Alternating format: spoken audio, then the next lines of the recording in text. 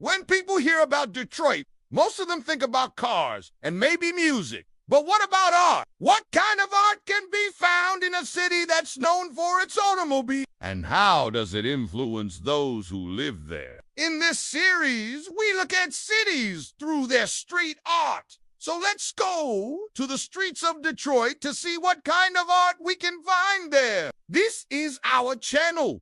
The works of Charles McGee are scattered all over Detroit. Murals, sculptures, even mosaic sidewalks. When it was just starting out, McGee couldn't afford his own art supplies, so he would draw on whatever he had lying around, including walls. He's since become one of the most famous artists from Detroit with murals all over the city. One of his most popular is the Heidelberg Project, which features two large figures made out of recycled materials meant to represent neighbors helping each other. It was created in 1986 and has been designated a National Historic Landmark. While strolling through Midtown, we came across a small but mighty mural by the artist Kwame. This piece, titled "A Seat at the Table," showcases black figures front and center with the words, "We will not be moved," above them. In an interview, Akita Bamfo said he wanted to make a statement about social justice and being true to oneself.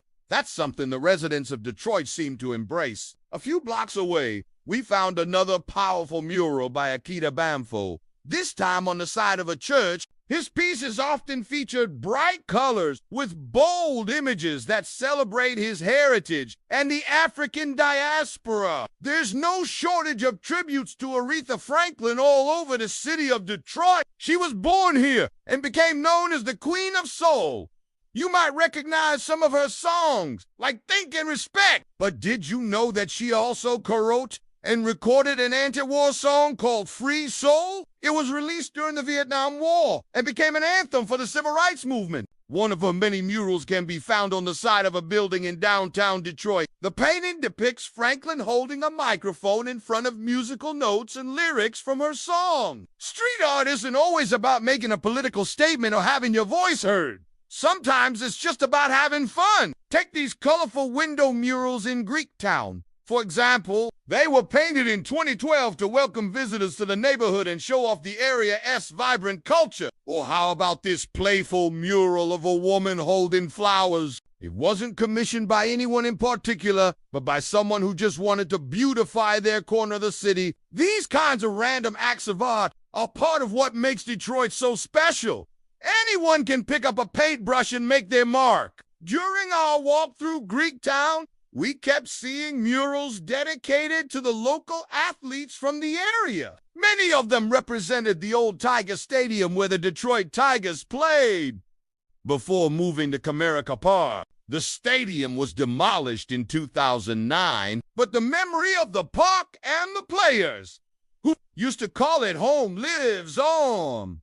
Through these beautiful works of art, we found another tribute to the Tigers along the DeQuindra Cut, which is an old train line that runs through the city. This mural was painted by the group The Well, which specializes in creating large-scale public art. Their work can be found all over Michigan and beyond. The Heidelberg Project isn't the only place in Detroit where you can find art in unexpected places. The whole city is like one big gallery. Look at this row of houses in the North End. They were all connected and abandoned when the Heidelberg Project began. Now they're covered in mosaic tiles and have become a popular photo spot. Even the streets themselves can be works of art. During the summer, the streets are closed to traffic in the Eastern Market area so that vendors can set up shop and sell their goods. This creates an open-air market full of color, life, and community. Detroit is known as the birthplace of techno music, so it's only fitting that there should be a mural dedicated to it. This one in particular celebrates the influential techno label Transmit, which was founded by the legendary Juan Atkins. If you're not familiar with Atkins, he is considered one of the pioneers of techno and is known for his futuristic sound and innovative use of synthesizers. He moved to Detroit in the 1970s and was inspired by the city's industrial landscape and its gritty, determined people. He started producing music that was unlike anything else out there, which helped to kickstart Detroit's thriving techno scene. Not far from the Transmat mural is another tribute to an influential Detroiter. Shalimar Sanders. She is best known for being the first woman and first person of color to anchor a nightly news broadcast in Detroit. Her career spanned more than 4 decades, and she became a beloved figure in the community. In addition to being a trailblazer for women and minorities in the news industry, she was also an advocate for arts education. She believed that everyone should have access to the arts and that they are essential to a well-rounded education. She worked tirelessly to promote arts programs in Detroit and helped to raise millions of dollars for the Detroit Institute of Arts. Back in Greektown, we stumbled upon this mural of Georgetown's own NFL star Calvin Johnson. He played for the Detroit Lions and was known for his incredible hands and ability to make difficult catches look easy. But Johnson is more than just a talented athlete. He's also a philanthropist who gives back to the community.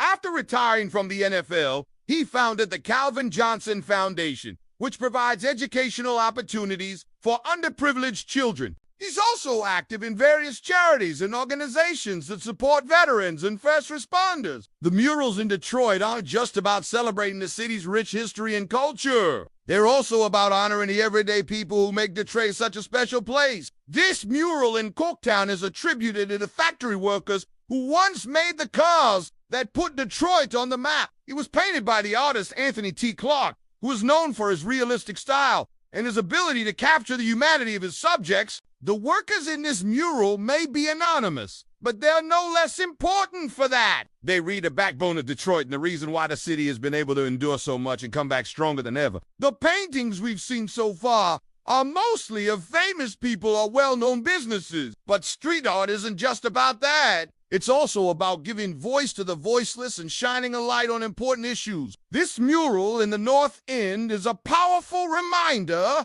of the city's struggle with poverty and the opioid epidemic. It was created by the artist Jason Wood, who is known for his larger-scale murals that tackle difficult subjects. The image in this mural is both haunting and heartbreaking. A mother holds her dead child close while he reaches out to her for help. It is a stark reminder of the human cost of the opioid epidemic and a call to action for those who are struggling to seek help. As we continue our journey through Detroit's vibrant streets, we come across another thought-provoking mural, this time in the historic Boston Edison neighborhood. This mural, titled "We Are the Ones Who Will Stop the Killing," is a powerful message against gun violence. Created by the artist Don't Be Killing. The mural features a young boy holding a dove while bullets in a gun lie discarded in the background. It is a reminder that gun violence affects everyone and that it is up to us to stop the cycle of violence. Our tour of Detroit's street art brings us to the vibrant murals of the Eastern Market area. Here we find a tribute to the city's LGBTQ community. The mural features a rainbow painted by Detroit artist Ty Williams and is a symbol of acceptance and inclusion. As we take in the beauty of this mural, we remember that art has the power to unite us and bring people together. If you enjoyed this episode, check out our other videos about art around the world. See you next time.